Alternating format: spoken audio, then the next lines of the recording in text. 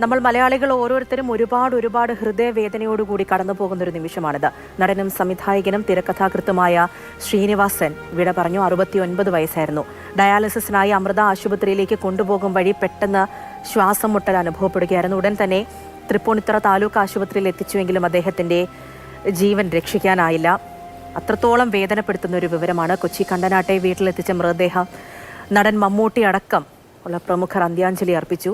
ഇപ്പോൾ എറണാകുളം ടൗൺ ഹാളിൽ പൊതുദർശനമുണ്ട്. ഉച്ചയ്ക്ക് 3 മണിവരെ അവിടെ എറണാകുളം ടൗൺ ഹാളിലാണ് പൊതുദർശനം ഒരുക്കിയിട്ടുള്ളത്. അവിടെ വെച്ച് മുഖ്യമന്ത്രി അടക്കമുള്ളവരും ശ്രീനിവാസനെ അവസാനമായിട്ടൊരു നോക്ക് കാണാനെത്തും. നാളെ രാവിലെ 10 മണിക്ക് കണ്ടനാട്ടെ വീട്ടിലാണ് സംസ്കാരം നടക്കുക.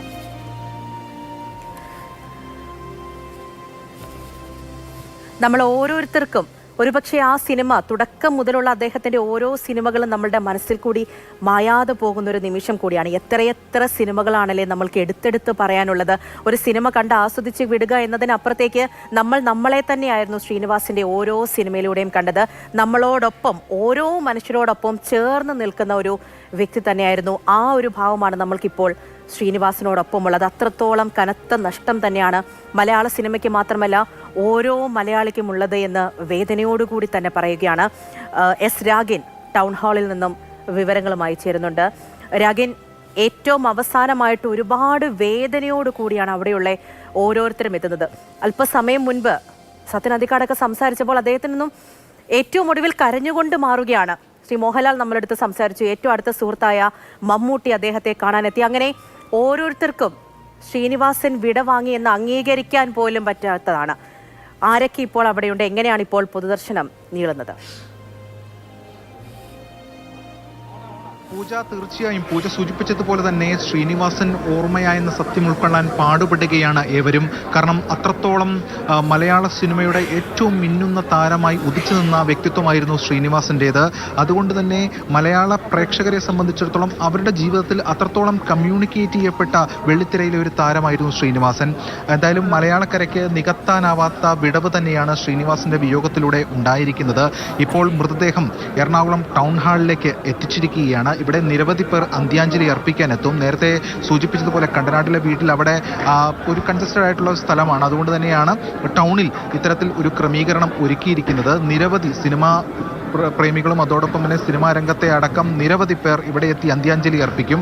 അതോടൊപ്പം രാഷ്ട്രീയ, സാമൂഹിക, സാംസ്കാരിക രംഗത്തെ പ്രമുഖരടക്കം ഇവിടേക്ക് എത്തും. മുഖ്യമന്ത്രി പിണറായി വിജയൻ ഉൾപ്പെടെ ഇവിടേക്ക് വരും എന്നതാണ് വ്യക്തമാകുന്നത്. ശ്രീനിവാസനെ സംബന്ധിച്ചിടത്തോളം സിനിമാ മേഖലയിൽ ഉൾപ്പെടെ മറ്റ് പല പൊതുരംഗത്തിൽ സാമൂഹ്യ വിഷയങ്ങളിലടക്കം ഇടപെടുന്ന ഒരു ആളായിരുന്നു ശ്രീനിവാസൻ. അതുകൊണ്ട് തന്നെ ഒരുപാട് ബന്ധങ്ങൾക്ക് ഉടമയാണ്. ഒരുപാട് ബന്ധങ്ങൾ എറണാകുളം ടൗൺ ഹാളിൽ പൊതുദർശനം പുരോഗമിക്കുകയാണ്.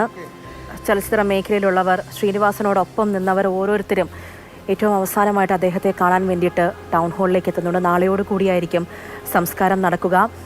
അംഗീകരിക്കാനാകാത്തൊരു വിടവാങ്ങൽ തന്നെയാണ്.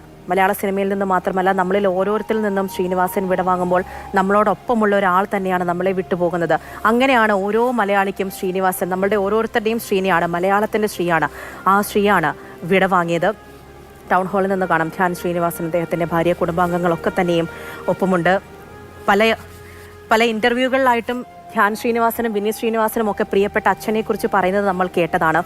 പക്ഷേ ഇപ്പോൾ ധ്യാൻ ശ്രീനിവാസൻ ഉൾപ്പെടെ ഇങ്ങനെ ഇരിക്കുമ്പോൾ നമ്മൾക്ക് ഒരുപക്ഷെ സഹിക്കാൻ പോലും പറ്റുന്നില്ല. അത്രത്തോളം വലിയ വേദനയാണ് തോന്നുന്നത്. മാതൃഭൂമി ന്യൂസിനോട് ശ്രീ മോഹൻലാൽ സംസാരിച്ചിട്ടുണ്ടായിരുന്നു. മലയാളികൾക്ക് ഒരുപക്ഷെ മോഹൻലാലും ശ്രീനിവാസനും എന്നാൽ ദാസനും വിജയനും തന്നെയാണ്. അത് ഏത് സിനിമയായാലും അങ്ങനെ മാത്രമേ മലയാളികൾക്ക് സങ്കല്പിക്കാൻ പോലും ആവുകയുള്ളൂ.